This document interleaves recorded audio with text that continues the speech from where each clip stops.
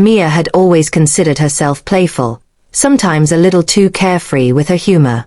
She loved teasing her husband, Daniel, about silly things, often making jokes that were a bit edgy but harmless in her mind. One evening, during a casual gathering with friends, she made a joke about Daniel's best friend, chuckling, "Even he tried me once." She meant it as a ridiculous, exaggerated remark, but she didn't realize Daniel was standing right behind her. The room fell silent when Daniel's eyes locked on hers. Mia froze, realizing instantly that her joke had landed far differently than she intended. Daniel didn't laugh.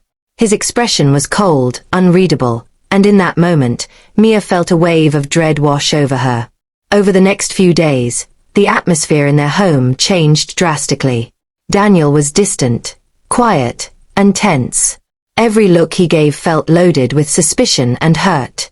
Mia tried to explain, laughing nervously, insisting it had been a harmless joke. But the trust she had taken for granted was suddenly fragile, like glass ready to shatter.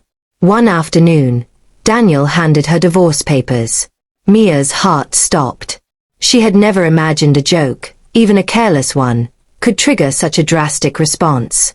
His decision was fast, decisive, and final. He explained that he couldn't ignore the words he had overheard, that the comment had broken something essential between them.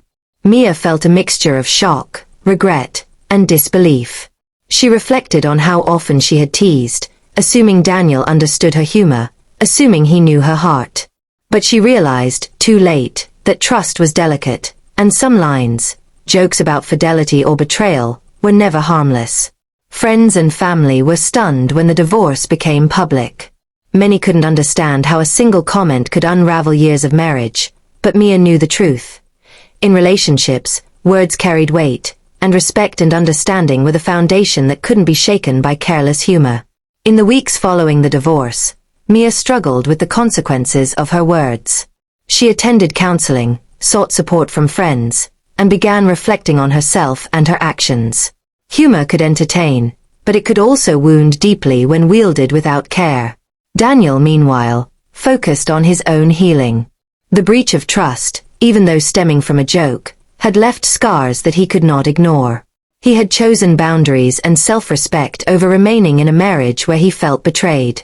Eventually, Mia accepted responsibility and learned a crucial lesson about boundaries, communication, and the impact of seemingly harmless words. She realized that love required not just affection but awareness, care, and sensitivity to the other person's feelings. By the time the dust settled, both Mia and Daniel had moved forward in their own ways.